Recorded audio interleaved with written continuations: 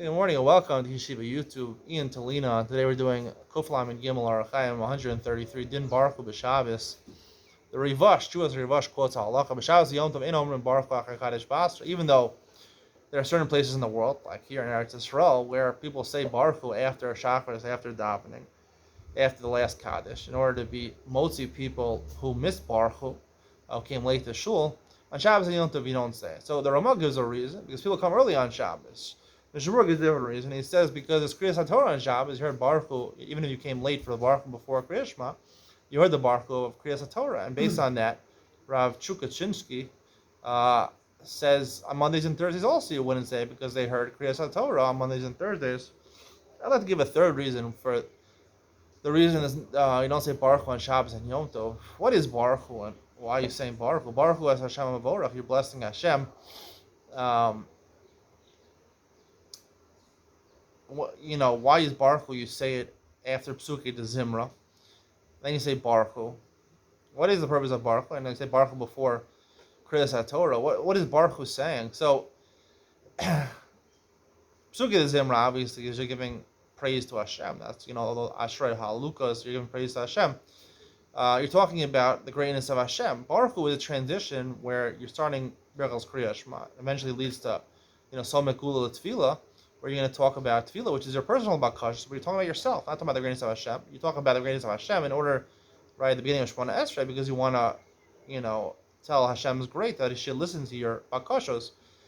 So, in Eretz Yisrael, the minute can say Baruch Hu, so your transition is a transition, Baruch Hu. Are you praising Hashem, or you're asking bakashos for yourself? So, in Eretz Yisrael, you say Baruch Hu after tefillah, because a lot of places, this is, in the frum communities in Israel, a lot of people, most of the days, they spend learning Torah. They're working. It's only part of the day, let's say. Some people work full days, but there's a substantial community over here that learn in Kollel and spend most of the time learning. So the Baruch Hu after Tefillah maybe is a transition. I don't know if the Rivash meant this. I didn't see the Jewish Rosh inside, but it's a transition from going from Shemona Esrei, which are personal bakashos, to going back to learning Torah is the ultimate praise of Hashem. We're doing Avodas Hashem by learning Torah. In America, places where it's more frequent people to be working, even in Lakewood, more people are in business. I think the percentage-wise must be a lot less that be learning a Kollel full-time in America.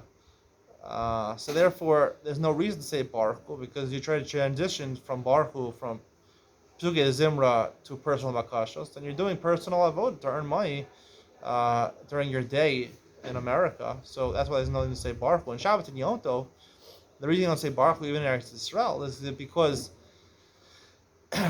you don't have to transition back from your personal bakashos, because on Shabbat and Yom Tov, the Gemara says, Akol modim shabin nami lachem. Everyone agrees that even the Machlokes, Relezer and Rabbi Yeshua, whether you can get, Relezer says you can dedicate the entire day of Yom Tov to Hashem, to learn all day.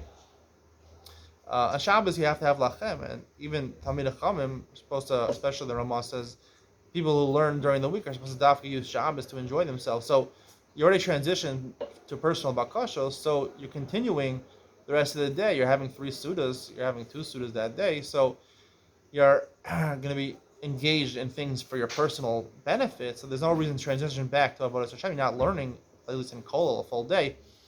So that's why in Shabbos and Yom Tov, where you're going to be spending your time eating and enjoying yourself, so there's no reason to transition back and have another Baruch Hu.